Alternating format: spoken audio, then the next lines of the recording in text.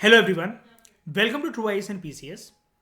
बात करते हैं कि जो हमने प्रीवियस लेक्चर में बात करी कि परमानेंट सेटलमेंट के बाद जो कंपनी के इतने जो उनको मकसद देखने को मिल रहे हैं कि इतना सोर्स ऑफ रेवेन्यू हमारे पास आना चाहिए, वो उसके बाद ज़मींदारों को उकसा रहे हैं कि इतना रेवेन्यू तो निकालो ही निकालो। लॉर्ड चार्ल्स कॉर्नवालिस जो गवर्नर जनरल ऑफ इंडिया बनकर आए थे, उन्होंने जब परमानेंट सेटलमेंट इंट्रोड्यूस करा तो ये सब चीज़ें जो थी, अब ये थ्योरेटिकली लिखने में काफ़ी अच्छी थी, लेकिन अब इसमें प्रॉब्लम क्या आ रही थी इसको देखते हैं। परमानेंट सेटलमेंट बड़ी सारी दिक्कतें अपने साथ लेकर आया। ये वाली चीज़ जो कंपनी ऑफिसर्स थे उन्होंने जल्दी ही ये चीज़ डिस्कवर करी, जो जिम्मेदार थे they were in fact not investing in the improvement of the land. जो उनसे कहा गया ना, उन्होंने पहले हाँ में हाँ तो कर दिया, लेकिन उन्होंने देखा कि जमींदार कुछ खास ना ऐसा कुछ इन्वेस्ट नहीं कर रहे कि वो लैंड को इम्प्रूव कर सके। अब एक बात बताओ, टेंशन तो जमींदारों को होनी चाहिए ना इस चीज़ से। इनको किस बात की टेंशन? कोई कुछ ना कुछ तो उनके मन में खोट होगा ना। खोट क्या था कि यार जितना रेवेन्यू है, क्या पता अगर वो मिल ना पाए महीने के एंड तक, तो जितना सामने वाले ने प्रॉमिस करा है। ठीक है, जो रेवेन्यू था जो कि फिक्स करा गया, अब वो फिक्स करी हुई रकम ही इतनी ज़्यादा हाई थी कि बड़े सारे जमींदार जो थे देवर फाउंडिंग इट डिफिकल्ट टू पे। अगर कोई भी फेल कर जाता था ईस्ट इंडिया कंपनी को वो रेवेन्यू देना, तो उसके जिम्मेदारी राइट चले जाएंगे फिर। और इस वजह से बड़े सारे जो जमींदार जो थे उन्होंने अपनी ज़मीनें बेच दी। उनका ऑक्शन हो गया जो कि कंपनी के द्वारा ऑर्गेनाइज करा गया। बात तो घुमा फिर आके वही आ गई ना शाइनी। बंगाल की ज़मीन जो एग्रीकल्चर लैंड थे, जिन जिन जगह पे तुमने ज़मींदारी राइट्स दिए जमींदारों को, ज़मींदार की पोजीशन अपॉइंट करी, ये तो तुम्हारे वैसे ही थे। तुमने बेफालतू में इसका मतलब अपॉइंटमेंट इनकी करवा कर और वो घुमा फिरा के एक तिगड़ा में एक वो बनाकर कि चलो भाई हम किसी और को छोड़ जाते हैं और इतना रेवेन्यू हमें मिलता रहेगा। लैंड तो तुम्हारे पास तुम्हारा ही था, वो वापस तुम्हारे पास आ गया घुमा घुमा फिरा कर। लेकिन इससे एक चीज नहीं हो पाई मयूर, क्या नहीं हो पाई? एग्रीकल्चर की सिचुएशन देखो ना। बंगाल को तो तुम जीत ही गए थे, वैसे भी बंगाल को जीत गए थे, उड़ीसा को जीत गए थे, मद्रास तुम्हारे पास है ही, बॉम्बे है ही, लेकिन तुम कहीं पर भी एग्रीकल्चर सिचुएशन को इंप्रूव करने में सक्षम नहीं रहे। तो by the first decade of the 19th century ये सिचुएशन चेंज हो गई। क्या इन सब की वजह से हुआ क्या? इन्फ्लेशन आ गई और मार्केट के अंदर जो प्राइजेस है वो बढ़ने लगे। कल्टीवेशन धीरे धीरे करके एक्सपेंड होने लगा, जिसका मतलब ये था कि जमींदार की जो इनकम थी वो भी बढ़ने लगी। लेकिन कंपनी को इससे कोई लाभ नहीं हो रहा था। क्यों नहीं हो रहा था? क्योंकि अब उन्होंने देखा जो इस मतलब ये वाला पैराग्राफ, जो पैराग्राफ 1 है ना और पैराग्राफ 2 है, इसमें एक पैराडॉक्सिकल सिचुएशन आपको देखने को मिलेगी। पहले के टाइम पर जमींदारों को जो रेवेन्यू कंपनी के द्वारा फिक्स करा गया वो काफी ज्यादा भारी पड़ जाता था इनको पे करना। लेकिन 19th सेंचुरी के पहले दशक के अंदर, फर्स्ट डिकेड के अंदर, शुरू के 10 साल के अंदर एग्रीकल्चर प्राइसेस मार्केट में बढ़ना स्टार्ट हुए। अब हर चीज जो होती है जमाने के साथ साथ जो चीज फिक्स करी जाती है, जब इन्होंने बोली दिया, एक लाइन बोली थी इन्होंने जिसको हमने पढ़ा था, ये अमाउंट कभी भी बढ़ाया नहीं जाएगा फ्यूचर के अंदर, कभी भी, not to be increase ever, कभी भी नहीं बढ़ाया जाएगा फ्यूचर के अंदर। तो अब एक बात बताओ, जो चीज हमारे लिए आज महंगी है शाइनी, वो चीज 50 साल के बाद भी महंगी होगी क्या? उस टाइम के रेवेन्यू अगर उसके रेट आज वाले ही रहे हैं अगर, तो नहीं ना। उस जमाने के हिसाब से हम हमारी इनकम, रेवेन्यू वगैरह सब कुछ बहुत बढ़िया चलेगा अगर, और प्राइजेस सेम रहे तो फिर मतलब मजे ही मजे। लेकिन प्राइजेस अब क्या थे, मार्केट में बढ़ गए। किसके? एग्रीकल्चर गुड्स के वगैरह। अब जमाना आगे बढ़ गया, 19th सेंचुरी आ गई, प्राइजेस बढ़ गए मार्केट के अंदर और कल्टीवेशन भी एक्सपेंड होने लग गई। और मान लो कि जिन जिन एरियाज में कल्टीवेशन एक्सपेंड नहीं भी हुई, तो जमींदारों को या जिन जिन के पास जो भी पीजेंट थे, जिनके पास जमीन थी, उनको अपने बेचे हुए फसलों के बहुत ज्यादा दाम मिलने लग गए। अब उनके लिए इनफ था कि जितने उनको परमानेंट सेटलमेंट के अंतर्गत जितने उनको अंग्रेजों तक पैसे पहुंचाने थे वो भी पहुंच जाते थे। अब उनके पास भर भर के, मतलब अंग्रेजों तक पैसे पहुंचाने इतने, और उनके पास खुद के लिए बचता था इतना। अब ये चीज सहन नहीं हो रही थी। अब इनकी हरामखोरी देख रहे हो जरा सौगंधा, इनकी हरामखोरी ये देखो कि जब वो पे नहीं कर पा रहे थे तब उनकी जमींदारी राइट्स उनसे छीन लिए गए और उनकी जमीन का ऑक्शन करवा दिया गया। अब जब वो पे कर पा रहे हैं तो ये करवा चौथ की औरतों की तरह मुंह फैलाकर बैठ गए कि यार हमारे लिए तो इसमें कोई गेन ही नहीं, कोई फायदा ही नहीं है, ये उल्लू था, ये तो चार्ल्स कॉर्नवालिस, ये तो पता नहीं क्या ही साइन करके चला गया ये पीजेंट के साथ, कि अब तो हम रेवेन्यू डिमांड को इंक्रीज भी नहीं कर पाएंगे कभी भी फ्यूचर में, क्योंकि अब ये तो इसने तो नाम ही यही बोल दिया था परमानेंट सेटलमेंट। यानी कि इसका मकसद आपको साफ साफ ये नहीं दिख रहा जरा आशमा, कि इनका कुछ भी करके बस ये मकसद था कि कमाने नहीं देना है बस कैसे भी किसी को भी। अगर वो कमाई हो रही है तो सारी हमारी जेबों में जानी चाहिए। अब शायनी अच्छी बात नहीं है जरा बताना जरा कि अगर रेवेन्यू जो तुमने फिक्स करा था वो तो तुम्हें मिलने लगा ना, अब तो खुश हो जाओ भली देर से सही। और ये टर्म्स एंड कंडीशन किसी और ने तो बनाई नहीं थी, इन्होंने ही तो लिखा था ना कि कभी भी वो फ्यूचर के अंदर इंक्रीज नहीं करा जाएगा। लेकिन फिर भी जमींदारों ने इस टाइम पर भी, इस 19th सेंचुरी में भी कोई इंटरेस्ट नहीं दिखाया कि वो लैंड को इंप्रूव करें। कुछ तो अपनी जमीन वैसे ही खो चुके थे, हमने पढ़ा था ना अभी कुछ सालों पहले, फसलों के दाम तो अब उचित मिलना स्टार्ट हुए मार्केट में। परमानेंट सेटलमेंट के अंतर्गत जब वो कोई रेवेन्यू फेल, मतलब रेवेन्यू पे करने में फेल हो जाता था, उसकी जमीन तो वैसे ही छीन ली जाती थी। दूसरों ने ये देखा कि अब हमारे पास एक पॉसिबिलिटी है आराम से अर्न करने की without the trouble and risk of the investment. जब तक एज लॉन्ग एज जो जमींदार हैं they could give out the land to the tenants and get rent, वो काय को इंप्रूव करे लैंड की सिचुएशन। अब तो एक बार बताओ ना, ब्रिटिश ईस्ट इंडिया कंपनी के ऑफिशियल्स तक भी परमानेंट सेटलमेंट के अंतर्गत जितना रेवेन्यू तय कर रखा था वो भी जा रहा था, जिनसे ये जमींदार खेत में टिलिंग वगैरह या हार्वेस्टिंग जो भी करवाते थे, उन वर्करों को भी दिहाड़ी के तौर पर या जो जैसा भी डिसाइड कर रखा था इनको भी रेंट मिल जाता था, और इनके पास खुद भी अच्छा खासा प्रॉफिट आ रहा था। तो अब जब इतना कुछ हो रहा है तो why you will improve land. यानी कि एक बात बताओ जरा मुझे, शाइनी आपके पास ना 5 लाख रुपए आ रहा है आपकी बिल्डिंगों से या आपकी प्रॉपर्टी से।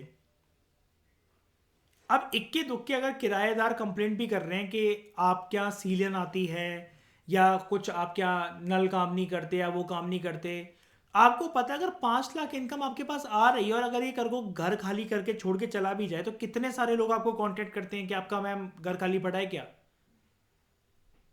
आपको क्या टेंशन, आप क्यों इंप्रूव करवाओगे जब तक आपके पास पैसा आ रहा है। हल्का फुल्का जो भी पार्किंग साफ करवाने की या फिर बेसमेंट साफ करवाने के या सारे फ्लोर पे पोंछा लगवाने की जितना काम वाली हो वगैरह को पैसा देना पड़ता तो निकल जाता है 5 लाख में से।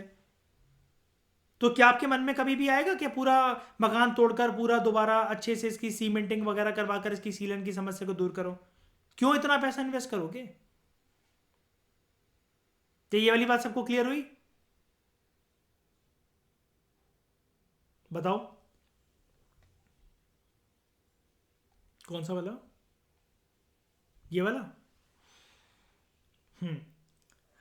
Others now saw the possibility of earning without the trouble and risk of investment. मतलब अब यानी कि जब उनको ये लगा कि हम लैंड पे इन्वेस्टमेंट काय को करें या फिर इस चीज़ का रिस्क क्यों लें फालतू में। आप अच्छी खासी अगर इनकम अर्निंग आ रही है तो क्यों अपना पैसा यार बर्बाद करना ये लैंड की सिचुएशन इंप्रूव करने में। लैंड की सिचुएशन इंप्रूव करने की जरूरत है क्या जब परमानेंट सेटलमेंट के अंतर्गत जितना अंग्रेजों को पैसा देना वो निकल रहा है, अपनी जो दिहाड़ी जिनसे करवा रहे हैं वो भी निकल रही है और अपना खुद का प्रॉफिट भी निकल रहा है।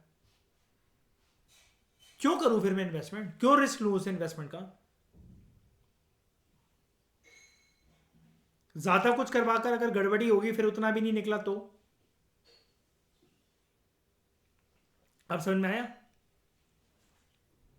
यानी कि देखो मतलब मान लो फॉर एग्जांपल मान लो कि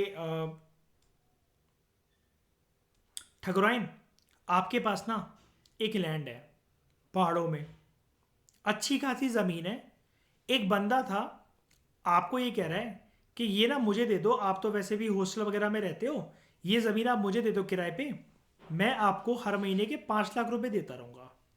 ठीक है ठकुराइन। अब वहीं पर आपको किसी एक दोस्त ने बोला कि ये देखो तुम्हारे पास 5 महीने में 25 लाख रुपए हो गए हैं, तुम यहां पर एक स्पेशल तरीके के पेड़ लगा लो और इससे ये जो इसको तुमने जो रेंट पे दे रखी ना जमीन, इससे वापस ले लो और तुम यहां पर ये 25 लाख की इन्वेस्टमेंट कर दो इन पेड़ों की, इन फसलों की, इन क्रॉप्स की, और ये ऑर्गेनिक खेती से होंगे, ऐसे होंगे, इंटरनेशनल बाजार में बहुत बिकेंगे, इसकी लकड़ियां बिकेंगी। किसी ने ऐसे सपने दिखाए, लेकिन ठकुराइन को ये लगा यार 5 लाख फालतू में मतलब ऐसे ही आ रहे हैं फ्री के, फालतू में कल को ये पेड़ वेड़ में कीड़े वीड़े लग गए, कुछ लग गए और ये अच्छी अगर इन्वेस्टमेंट ना साबित हुई तो ये कमाए हुए 5 लाख या जुड़े हुए 5 लाख में क्यों रिस्क लूँ इनको इन्वेस्ट करने का, जब ये कंसिस्टेंट प्रॉफिट जब ये मेरे को आ रहा है 5 लाख का, मैं 25 लाख के चक्कर में 2.5 करोड़ का रिस्क काय को लूँ कि 2.5 करोड़ का प्रॉफिट हो जाएगा मुझे और वो हो जाएगा। पता चला ये 25 के 25 गए और अब तो वो पर्सन भी नहीं रहा क्योंकि उससे तो मैंने लैंड वापस ले लिया, और कल को यहाँ पर ये जमीन जो है वो भी उपजाऊ नहीं रही, फर्टाइल नहीं रही, जहाँ पर कुछ भी किसी का काम ही नहीं हो सका, फिर फायदा क्या होगा इसका? मेरी तो जेब से सब चला जाएगा जो कमा रखा होगा मैंने।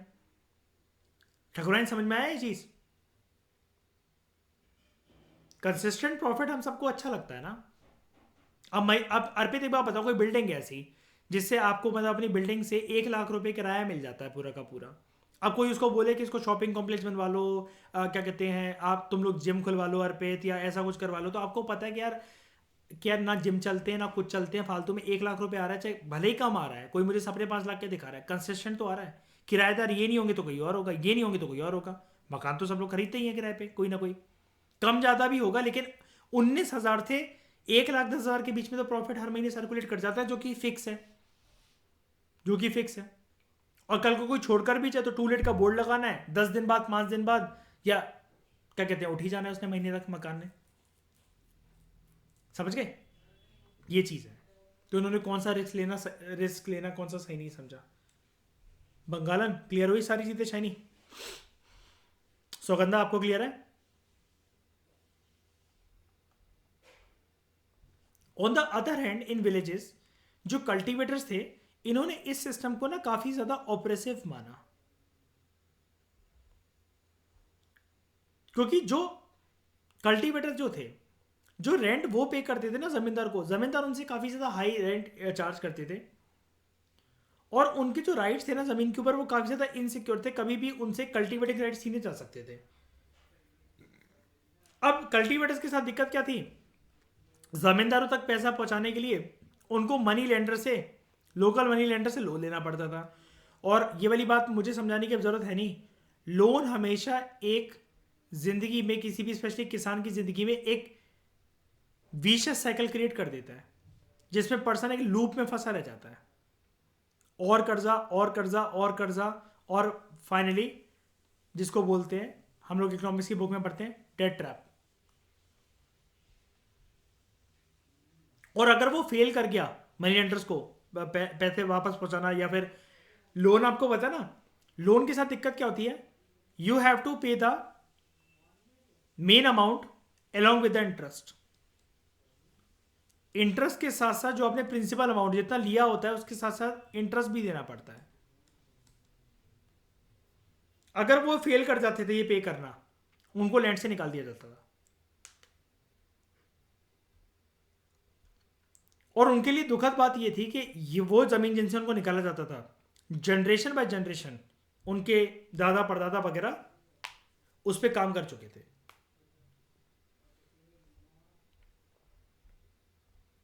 एक बॉक्स है यहाँ पर, ऊपर तो कोई नहीं रह गया ना, मार्केट करवा दिया मैंने, हाँ ठीक है। तो ये सब जो चीजें चल रही है, परमानेंट सेटलमेंट, ये किसका पार्ट है, कौन लेकर आया था इसके, कौन सा गवर्नर जनरल था वो? पूरा नाम, पूरा नाम लॉर्ड चार्ल्स कॉर्नवालिस, ठीक है। Colebrooke on Bengal rights, ryot rights नहीं मतलब कोई दंगे नहीं है, रेयोत। आप जानते हो एक सिस्टम को हम लोग अक्सर कहते हैं, जैसे जमींदारी सिस्टम होता है वैसे ही, अशप्रीत याद है, महालवारी सिस्टम और रेयोतवारी सिस्टम भी होता है, हमने पढ़ा था ट्वेल्थ क्लास में, है ना। तो in many villages of Bengal some of the powerful ryot, ठीक है, they did not cultivate, but instant ये अपना लैंड जो थे ना ये दूसरों को, अंडर टेनेंट्स को दे देते थे, और उनसे बहुत ज़्यादा हाईलैंड वसूलते थे। 1806 में एक बंदा था एस.टी. कूलब्रुक, ये डिस्क्राइब करता है कि उस टाइम पर टेनेंट्स की कंडीशंस क्या थी। अब जब भी टेनेंट्स की कंडीशंस के बारे में आए ना, देखो टेनेंसी राइट्स जो होते हैं ना बंगाल के अंदर स्पेशली, ये एक मॉडर्न इंडियन हिस्ट्री का एक काफ़ी ज़्यादा सेंसिटिव टॉपिक होता है। अब इसके बारे में अगर कंडीशंस आए ना, तो सौगंधा ऐसा नहीं लिखना होता कि अगर आपको क्वेश्चन आ गया कि ये जो बंगाल में टेनेंट्स के कंडीशंस क्या होती थी अर्ली 19th सेंचुरी में, अब सौगंधा आप लिख कर आ जाओ very bad conditions, very poor conditions, miserable conditions, इससे नंबर थोड़ी ना मिलेंगे। तो कभी कभार वो आप किसी के राइटर के व्यू पॉइंट से भी समझा सकते हो। इस चीज को हम शाइनी कैसे समझ सकते हैं, स्पेक्ट्रम के अंदर आपने बॉक्सेस देखे हैं, मार्क्सिस्ट पर्सपेक्टिव से इंडियन नेशनल मूवमेंट को समझना, है ना, लेनिनिस्ट पर्सपेक्टिव से गांधी जी की आइडियोलॉजी को समझना, तो उधर थोड़ा थोड़ा हिस्ट्री ऑप्शनल के हिसाब से भी दे रखा होता है कि किसी के कंधे पे रख के बंदूक चलाकर इस फेज को, एक्सट्रीमिस्ट फेज को, मॉडरेट फेज को, भगत सिंह की आइडियोलॉजी को, गांधीयन मूवमेंट को, सिविल डिसोबीडियंस मूवमेंट को, या फिर ईस्ट इंडिया कंपनी के कुछ डिसीजन को, या किसी पॉलिसी को ऐसे भी समझा जा सकता है। तो यहां पर आप जाहिर तरीके से एनसीईआरटी में दे रखा है, आप एस.टी. कूलब्रुक का नाम लेकर इसके कंधे में बंदूक चलाकर आप टेनेंट्स की कंडीशंस, अंडर टेनेंट्स की कंडीशंस बंगाल के अंदर समझा सकते हो। क्या बोलोगे?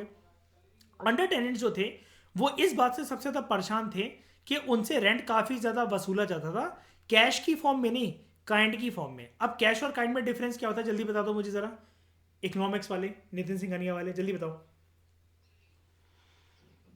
हाँ, तो गिफ्ट्स वगैरह वैसे हम लोग इकोनॉमिक्स में बोलते हैं, लेकिन यहाँ पर काइंड का मतलब क्या होगा कि जो भी चीज़ वो प्रोड्यूस कर रहे हैं,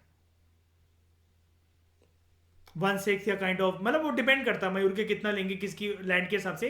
इस टाइम पर फिक्स नहीं था। उनसे ना एक चीज़ बोल दी जाती थी कि लैंड के हिसाब से दे दो। ये हम कैसे बोल सकते हैं, ये हम ऐसे बोल सकते हैं, ऊपर वाली लाइन को अगर हम ध्यान से पढ़ें, रेयोत खुद कल्टीवेट नहीं करते थे, but they gave out their land to the under tenant. अब एक बात बताओ, जितना रेयोत के पास लैंड होगा उसी के हिसाब से तो मांगेंगे। तुम्हारे पास टुकड़ा ही इतना है, अब तुमको यहाँ से एक 1,000 किलो तुम चावल निकाल कर दो, अब वो कैसे आ जाएंगे जब तो इतना बड़ा लैंड ही नहीं है, तो है ना, ये चीज है। उसके बाद जो गाय भैंस भेड़ बकरियों से जो रिटर्न मिलते थे, जो भी, जो ये सीड्स वगैरह या फिर अपनी जीवन को चलाने के लिए जो सब्सिस्टेंस जो करते थे, वो कभी भी इतनी पूर्ति हो ही नहीं पाती थी कि अपने कर्जे से कभी बाहर निकल सके। इस अंग्रेजी का ये मतलब है जो लाइन लिखी हुई ना, usurious returns from the cattle seed and subsistence advance to them can never extricate themselves from the debt. कभी अपने आप को कर्जे से बाहर नहीं निकाल पाते थे। और इस मिजरेबल कंडीशन में इतनी ज्यादा जो उनको देखने को मिली, अब इनके पास क्या था कि गुजारा करने को भी ज्यादा के ज्यादा से ज्यादा साधन नहीं रह गए थे, और ये अपनी सिचुएशन बेटर करने के बारे में नहीं सोच सकते थे। यानी कि आप घुमा फिराकर यहाँ पर जो एक पॉइंट है ना, आप यहाँ पर डेट ट्रैप का पॉइंट मेंशन कर सकते हो, डेट ट्रैप की साइकिल को समझा सकते हो यहाँ पर कि कर्जे के अंदर कैसे फंस गए थे। और ये टेनेंट की सिचुएशन से भी ज्यादा खराब वाले लोग थे अंडर टेनेंट्स। कौन थे? Under tenants. एक ही बात, पीजेंट्स तो देखो मयूर, पता है सारी कैटेगरी के किसान होते हैं, ये वो थे, स्पेशली ये नाम यूज हुआ है उन रैयत के लिए, और वो भी बंगाल के इलाकों में जो पावरफुल काफी थे, खुद जमीन मतलब क्या कहते हैं उधर से कल्टीवेशन करने का मन नहीं था, बस ऐसा मान लो, तो बंदे रख लिए, और उन बंदों को हैरेस कर रहे हैं। अरे एक टर्म नहीं यूज होती थी, हम बचपन से पढ़ते थे Spreet, बेगार, force labour, kind of ऐसा मान लो। क्योंकि बात बताओ ना, जब इतना हाई, चलो मान लो उनसे फोर्स लेबर करवाया, अब बेगार मैं इसको क्यों बोल रहा हूँ, ये भले इनको काइंड में देना है इनको पैसा, ठीक है, ये बोला गया, लेकिन उनकी कंडीशंस के हिसाब से तो जो वो देते रह गए, कल्टीवेशन करते रह गए, वापस तुम्हारे पास कुछ पहुंचा रहे हैं काइंड की फॉर्म में, रेवेन्यू जो भी देना है उनको, इनके पास क्या बचा? इनकी सिचुएशन तो बद से बदतर हो गई। ये चीज है। और कुछ साल जब बीत जाएंगे तो सबको रियलाइज हो जाएगा अंग्रेजों को कि ये जो परमानेंट सेटलमेंट है ये वाहियत कंसेप्ट है, बहुत वाहियत कंसेप्ट है, और अब इसकी जगह एक नया सिस्टम लेकर आएंगे लोग। क्या ये सबको समझ में आया यहां तक? इस डिस्कशन में फिलहाल इतना ही। Thank you very much for discussion.